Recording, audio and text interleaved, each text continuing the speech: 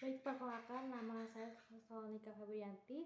Video ini dibuat untuk mengisi tugas mata kuliah perilaku organisasi mengenai branding diri materi ke-13 yaitu stres kerja.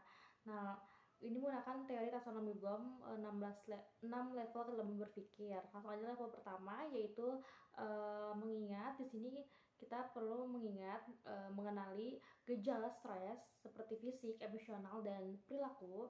Nah, kita dimampukan juga untuk mengidentifikasi tanda-tanda awal kelelahan mental sehingga masalah tidak menumpuk dan merusak suatu kinerja kita.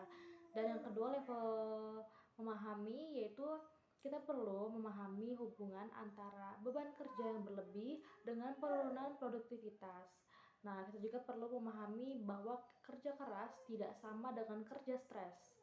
Nah, keseimbangan mental adalah kunci produktivitas jangka panjang. Dan yang selanjutnya level ketiga yaitu menerapkan atau mempraktikkan. Jadi di sini teknik manajemen waktu. Nah, dan prioritas juga untuk mengurangi tekanan.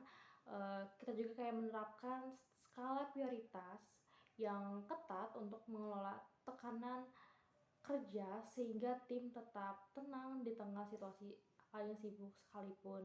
Selanjutnya ada level keempat, jadi kita menganalisis atau kita membedah sumber utama yang membuat stres, entah itu dari lingkungan atau tugas atau konflik. Nah, kita perlu menganalisis akar penyebab stres itu.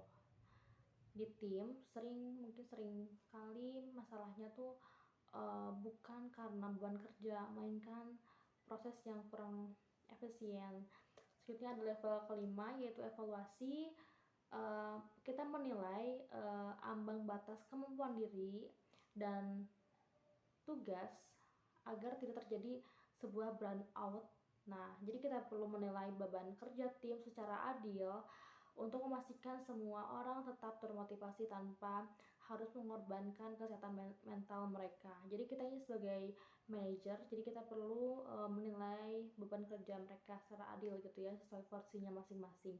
Dan selanjutnya yaitu level ke-6 yaitu kita mencipta. Nah, gitu fokus kita mencipta lingkungan kerja yang sehat di mana performa tinggi didukung oleh sistematis yang hanya stres yang terintegratis. Jadi integrasi. Jadi kita menciptakan lingkungan yang sehat sebagai manajer.